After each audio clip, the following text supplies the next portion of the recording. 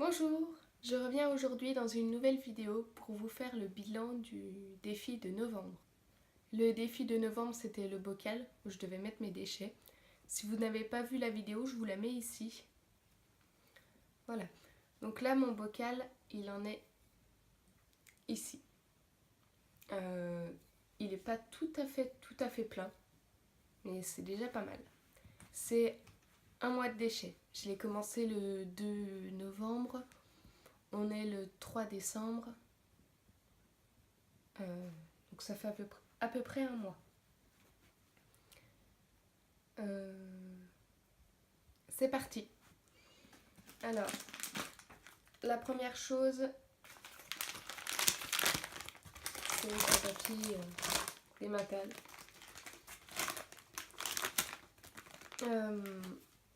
En fait, au mois de novembre, il y a eu un moment où j'ai pas eu le temps de faire les courses. En tout cas, les courses en mode zéro déchet, donc j'ai pas eu le temps d'aller chez le fromager. Du coup, j'ai été en supermarché à Leclerc. Donc j'ai acheté du fromage déjà râpé. Ensuite, j'ai un emballage de tofu.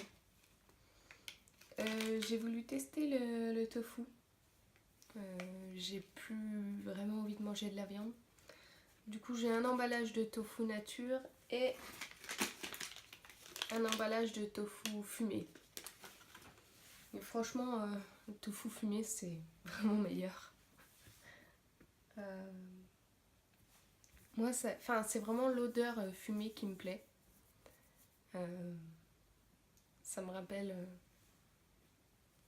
la viande en fait, tout simplement. Rien que là, il y a encore un peu l'odeur dans le papier. Et j'adore cette odeur de fumée. Ensuite, on a ça. Ça, c'était c'était une galette pomme de terre oignon. Une galette à faire cuire, végétarienne. Ensuite, j'ai une étiquette de cacao en poudre en vrac. Ça colle, alors je pense pas que ça se recycle. Ensuite, j'ai un emballage de chocolat. J'ai été à Leclerc et le seul chocolat bio, il est dans un emballage plastique. C'est dommage. D'habitude, j'achète celui à la vie claire, où là, il est emballé dans du carton et dans de l'aluminium. Mais c'est deux choses qui se recyclent. Ensuite, comme j'ai été à Leclerc,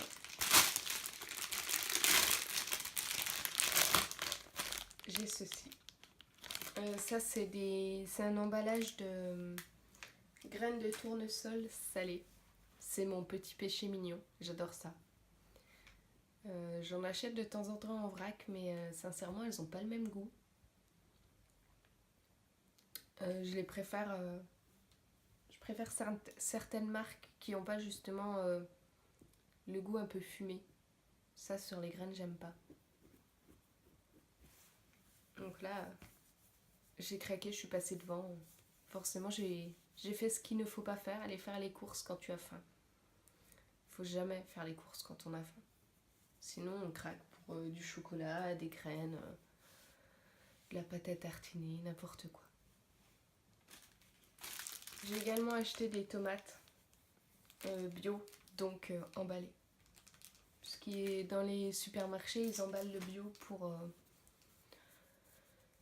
pas que les gens ils mélangent bio et pas bio, premièrement, et deuxièmement pour pas que les gens ils mettent des tomates bio dans un sac avec l'étiquette pas bio.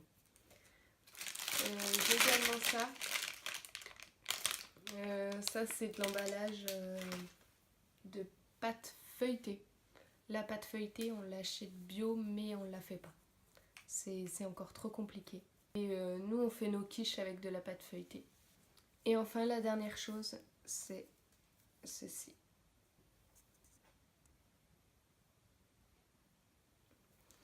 Le grand rendez-vous de la métropole. En fait, c'est un événement qui se tenait à la métropole de Lyon.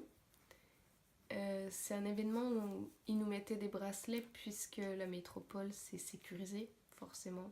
Avec les plans Vigipirate, on ne peut pas faire n'importe quoi. Donc pour rentrer et pour être sûr qu'on est là pour une bonne raison, ils nous mettent des bracelets en plastique. Plastique bien résistant d'ailleurs, c'est les bracelets comme de festival qu'on est obligé de couper. Le grand rendez-vous de la métropole, c'est un événement qui me tenait à cœur. En fait, ils ont fait plein de petits rendez-vous. Moi, c'était plusieurs ateliers. Moi, j'ai participé à un atelier qui s'appelle Travail, le regard d'une génération. En fait, c'est des jeunes, en fait. C'était jusqu'à de 20 à 30 ans, je crois. Et on venait parler de ce que représentait le travail pour nous. Donc j'étais au chômage à ce moment-là, donc j'ai été là-bas. Et une fois là-bas, à la fin, il y avait un petit apéro, donc j'ai discuté avec plusieurs personnes, dont des volontaires Unicité, qui m'ont parlé du service civique. Là, j'ai appris que c'était pas trop tard pour moi. Le service civique, c'est jusqu'à 25 ans. Le grand rendez-vous, c'est un événement important pour moi. C'est un conseil de quartier qui a créé ça en partenariat avec la métropole de Lyon. En fait, ils ont fait plein de petits ateliers. Moi, j'ai participé à un atelier qui s'appelle Travail, le regard d'une génération. On était des jeunes de 20 à 30 ans, je crois, pour parler de ce que représentait le travail pour nous. À la fin, il y avait un petit apéro et pendant cet apéro, j'ai parlé à 2 jeunes volontaires en service civique à Unicité. Là, j'ai découvert que le service civique, c'était jusqu'à 25 ans. J'en avais 23, donc c'était parfait. Ils m'ont parlé un peu d'unicité, ils m'ont vanté un peu les mérites.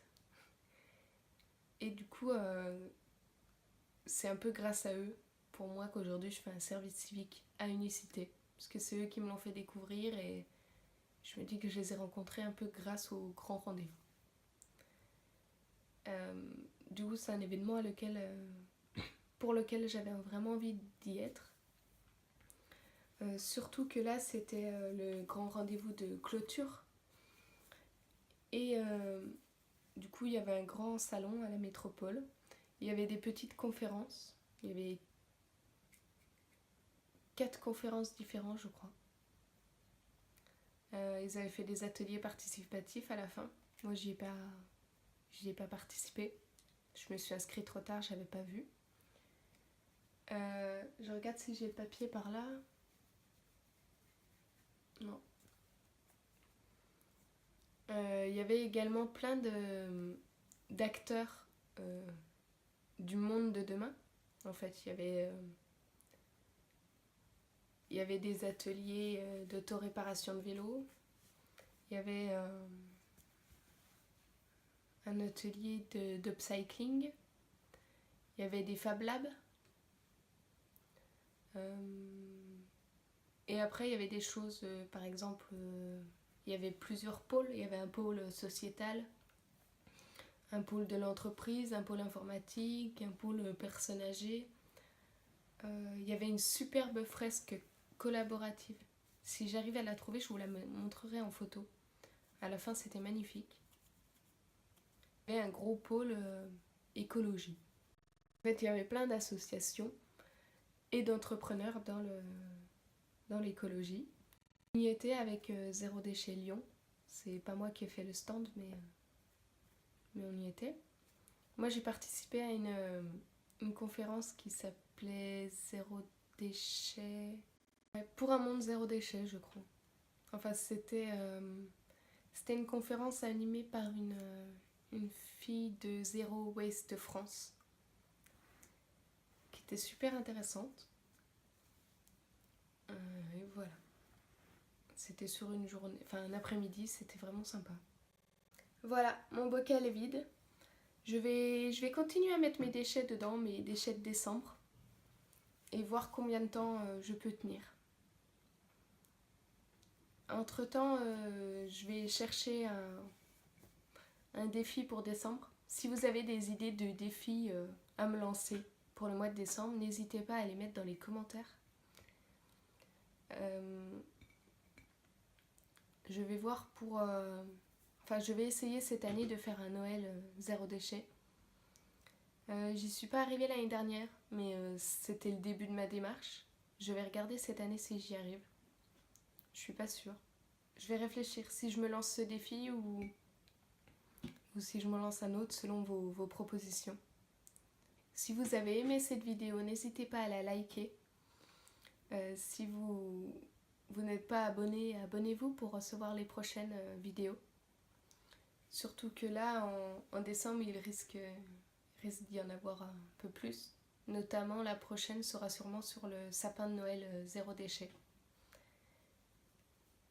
Voilà, merci d'avoir regardé cette vidéo et je vous souhaite une bonne journée sans déchets.